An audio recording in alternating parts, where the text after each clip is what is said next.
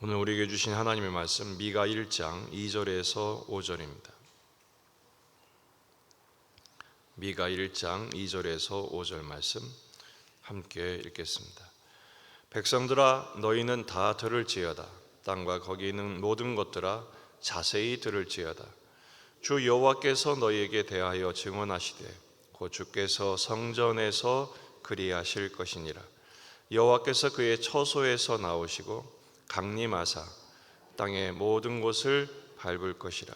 그 아래서 산들이 녹고 골짜기들이 갈라지기를 불 앞에 밀초 같고 비탈로 쏟아지는 물 같을 것이니 이는 다 야곱의 허물로 말미암음이요 이스라엘 족속의 죄로 말미암음이라. 야곱의 허물이 무엇이냐? 사마리아가 아니냐? 유다의 산당이 무엇이냐? 예루살렘이 아니냐? 아멘.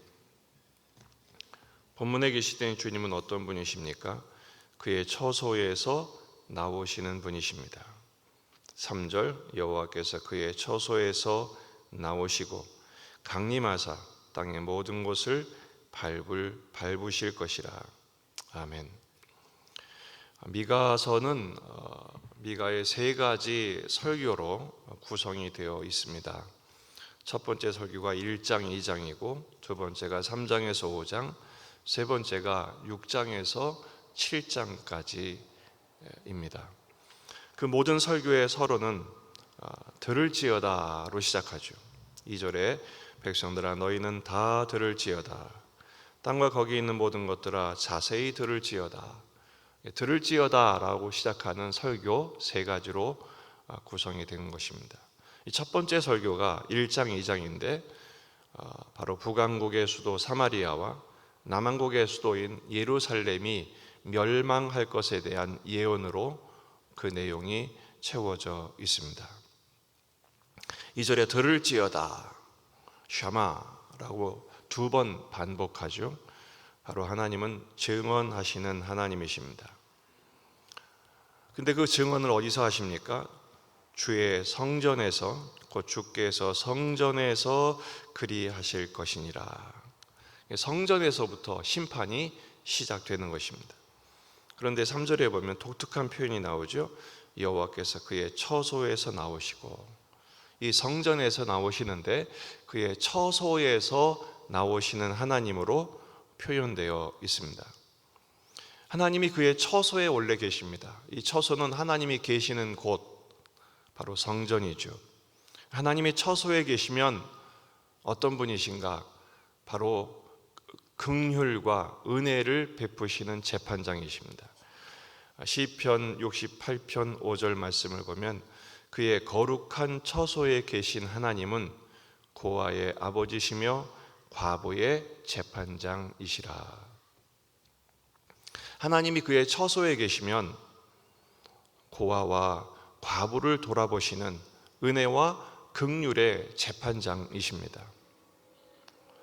시편 11편 4절에서도 여호와께서는 그의 성전에 계시고 여호와의 보좌는 하늘에 있으며 그의 눈이 인생을 통촉하시고 그의 안목이 그를 감찰하시도다.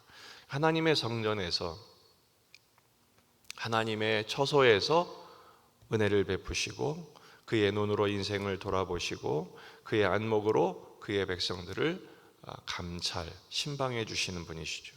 하지만 하나님이 그의 처소에서 나오실 때는 상황이 다릅니다. 왜 나오실까요? 심판하러 나오시는 것입니다. 이사야 26장 21절 보라 여호와께서 그의 처소에서 나오사 땅의 거민의 죄악을 벌하실 것이라. 땅이 그의 위에 잦았던 피를 드러내고 그 살해당한 자를 다시는 덮지 아니하리라. 하나님이 나오셔서 그 심판의 불을 내리시는데 땅이 피를 드러내고 그 죄를 덮지 않는다고 말씀하고 있죠. 3절에서도 그의 처소에서 나오시고 강림하사 땅의 모든 곳을 밟으실 것이라. 땅에 있는 모든 것, 그것을 하나님이 밟아버리신답니다. 그 땅에 있는 모든 것이 무엇입니까? 산들이 녹고 골짜기가 갈라지고 불 앞에 밀초같이 녹아지고 비탈로 쏟아지는 물같이 될 것이다. 무엇 때문에요? 5절. 이는 다 야곱의 허물로 말미암음이요 이스라엘 족속의 죄로 말미암음이라. 야곱의 허물은 사마리아요, 이스라엘의 족속은 유다의 산당, 예루살렘에 있는 산당이라는 것입니다. 하나님이 처소에서 나오시면 소멸하는 불로 심판하십니다. 그러니까 하나님이 처소에서 나오지 마셔야죠. 이 처소는 종종 하나님과 그의 백성이 사랑을 나누시는 신혼방으로 묘사되기도 합니다. 남편이신 하나님께서 그의 신부 삼은 이스라엘과 사랑하시고 은혜와 긍휼을 베푸시는 바로 그것이죠. 하나님의 성전은 바로 그런 것입니다. 하나님과의 사랑의 만남의 장소이죠. 하지만 처소에서 나오시는 이유가 뭡니까? 남편이신 하나님을 버리고 뛰쳐나갔기 때문입니다. 그 죄가 뭐라고요? 야곱의 허물, 사마리아, 이스라엘 족속의 죄, 산당. 바로 하나님이 가장 미워하시는 것이 무엇입니까? 남편이신 하나님을 버리고 우상을 섬기는 간음, 죄악이죠. 하나님은 범죄한 것에, 특별히 우상 숭배에 대하여는 단호하게 심판하십니다. 하나님이 처소에서 나오시는 마지막 장면이 계시록 22장 20절에 나오죠. 이것을 증언하신 이가 이르시되 내가 진실로 속히 오리라.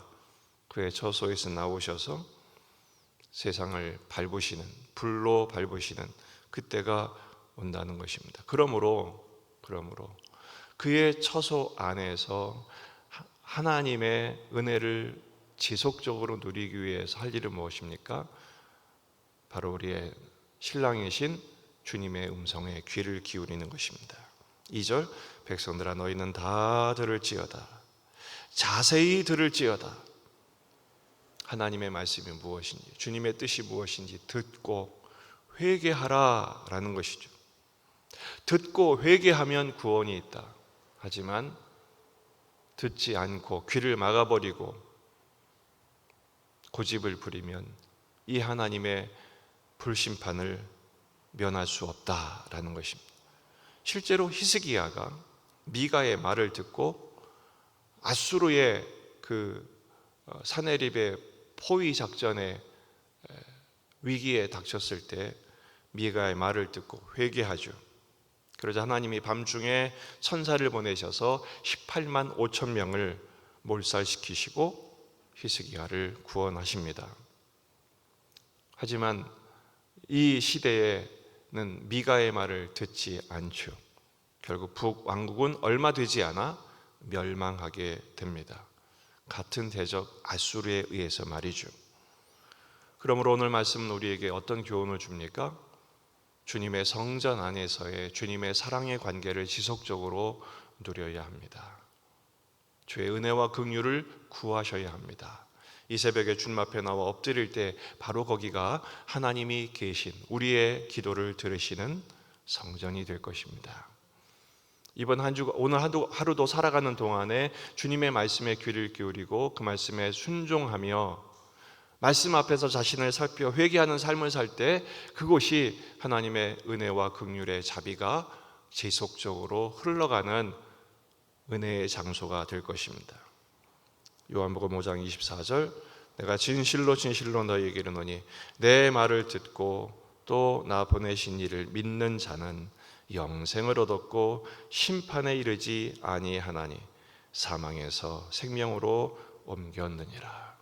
죄에서 떠나 주님의 말씀을 듣고 예수 그리스도를 온전히 믿는 믿음 안에서 참된 평안을 누리게 되는 것이죠. 반대로 고집을 부리고 죄에 머물면, 내가 옳다고 온고집을 부리면 하나님의 처소에서 나오시는 심판에서 예외일 수 없다는 것입니다. 주님의 품 안에 거하십시다. 주님의 말씀 안에 거하십시다. 오늘 하루도 그 말씀 안에서 주님과 함께 거하는 복된 날이 되시기를 주의 이름으로 축원합니다. 기도하시겠습니다. 말씀을 붙들고 우리 자신과 가정과 교회와 이 지역의 복음화, 민족의 복음화, 세계 복음화를 위해서, 환우들을 위해, 군에 있는 아들들, 수험생들을 위해서 다 같이 함께 기도하시겠습니다.